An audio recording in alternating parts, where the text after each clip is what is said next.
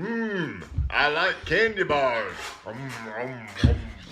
And then after candy bars, I like chocolate. Chocolate. And then there's the third food group, marshmallows. Come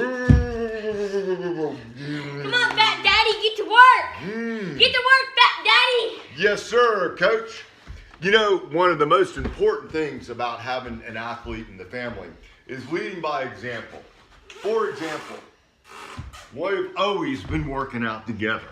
Working out together is probably one of the funnest things that we do together. It's sort of like a pastime for us.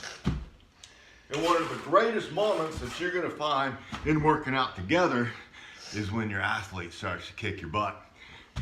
Long time ago, Austin and I were running. And by golly, I looked over at him. I said, Austin, man, one day you're going to be able to kick my butt. Well, that was the day. Because believe it or not, he took off and I ended up eating his dust. But we found that as a family, working out together and eating healthy together is a great part of it. You got to lead by example. If you're going to expect it out of him, then you got to expect it out of yourself. Things like candy bars and marshmallows. By the way, these are not part of our normal household. This is a prop. Hopefully you'll see it in a future video. But the things that, as a family, you need to be eating.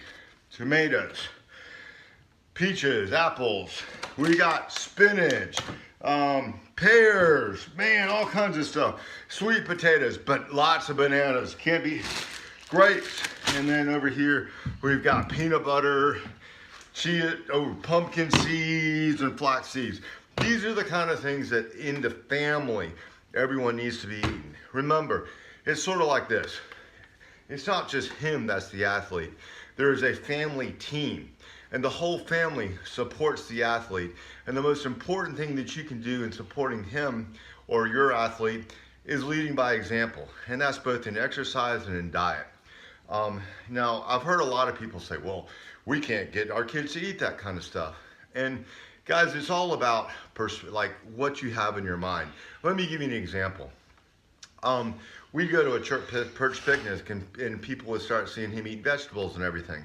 And they're like, how do you get him to do that? Well, it's just never been a question. And here was a moment that I realized that it's about how you trained your mind.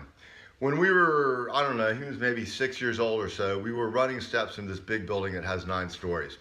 And at the bottom of that building, there was this big machine. It was like 6 foot tall and about this wide and that deep. And he looked at me and he goes, Dad, what's that? And I said, that's a Coke machine.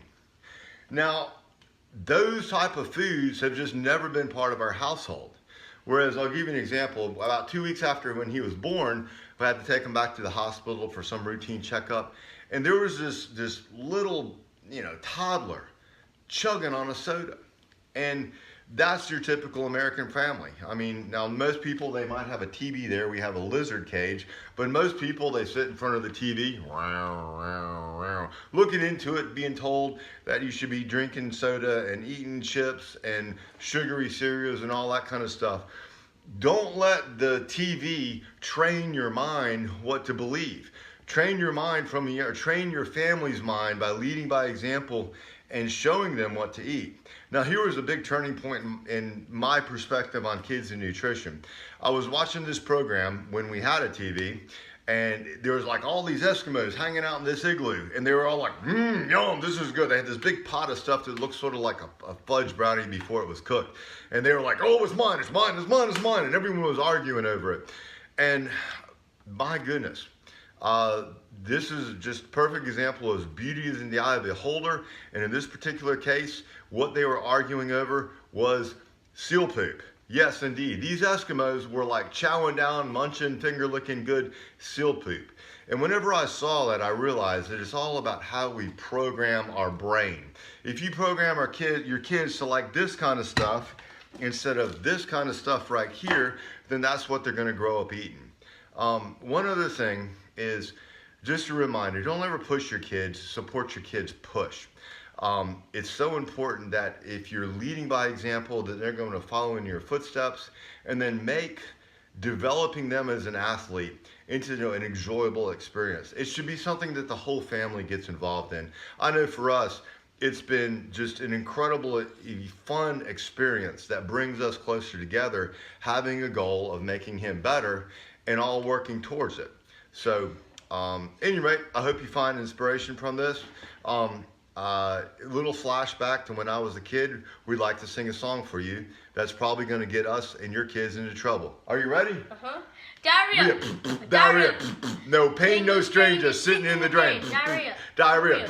Some people think it's funny because it's dark and running. Diarrhea. Diarrhea. When you're swimming in the pool and you feel something cool, diarrhea. Diarrhea.